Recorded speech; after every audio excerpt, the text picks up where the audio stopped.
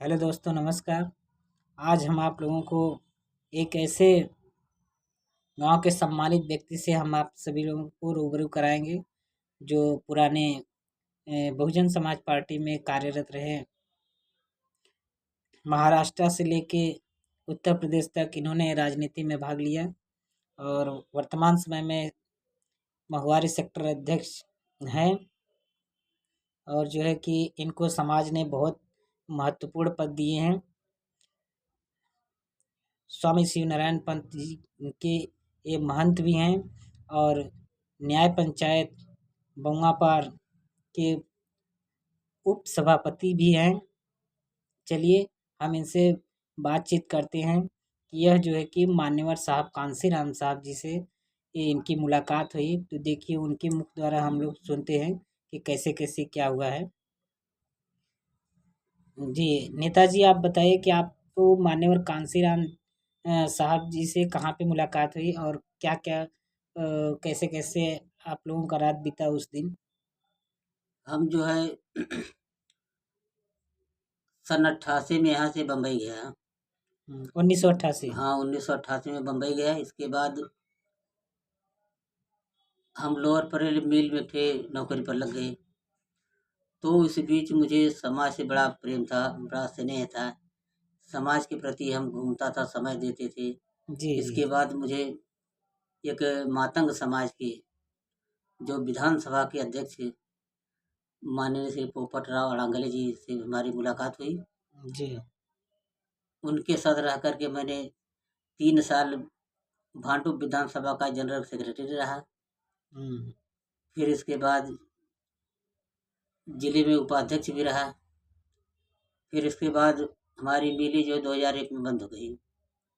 जी और 1997 में 11 जुलाई 1997 के जब घाटकोपर रमाबाई अंबेडकर नगर में बाबा साहब की प्रतिमा को लेकर के विवाद हो गया, उसमें पूरे देश में विवाद छिड़ गया। कम से कम 14-15 लोग मारे गए पुलिस के द्वारा। जी। उसी में जो है कि माननीय कांसीराम साहब और बहन मायावती जी भी बम्बई आने का फैसला लिया। जी यहाँ की महाराष्ट्र के मुख्यमंत्री जितने लोग थे सभी लोगों के पब्लिक ने दौड़ा दौड़ा कर मारा। केवल 3 नेता एक ऐसे थे जिनको कोई सम्मान दिया, हाथ तक न लगाया। जी।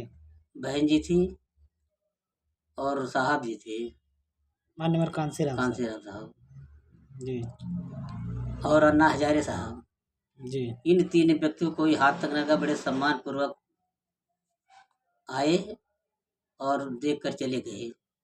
बहन जी ने घोषणा कर दिया कि हम सबको नौकरी लगवा देंगे रेलवे में। लेकिन उनके जाने के बाद महाराष्ट्र का मुख्यमंत्री प्रमोद महाजन जो है सोचा हमारी तौहीन होगी अगर वहां से लोग आएंगे तो। जी उसने लगवा दिया टेलीफोन विभाग में। जब मान्यवर साहब और बहन जी आए तो रात में हम लोग दादर होटल में और साहब और बहन जी रुके थे। जी। तो हम और पोपट राव रंगले साहब साहब कहीं किसी होटल का खाना नहीं खाते थे, उनको घर से खाना बनकर जाता था। जी तो प्रदेश के अध्यक्ष माननीय बिलास गरुड़ साहब साथ में थे, उनके घर से खाना बन के जाता था उन लोगों के लिए। जी। तो हम भी साथ में गए थे। तो साहब का हम लोग पैर दबा रहे थे। जी, सा शाम को, हैं? रात के टाइम। हाँ, रात के टाइम लोग पैर दबा रहे थे, पोपट साहब और हम। साहब हम लोग पैर दबाते रहे जन साहब सो गए और हम लोग वहीं बैठे रह गए रात भर। जब सुबह 4 बजा तो साहब की नींद खुली। साहब ने पूछा कि क्या तो लोग गया नहीं? पोपट साहब बोले नहीं साहब गया नहीं। खाना वाना खाया? पोपट साहब बोले नहीं खाया। तो साहब बोले मरा तो नहीं ना? तो कुछ नहीं बोले। फिर इसके बाद जो है कहना कि देखो बहुजन समाज पार्टी एक मूवमेंट है, एक क्रांति है।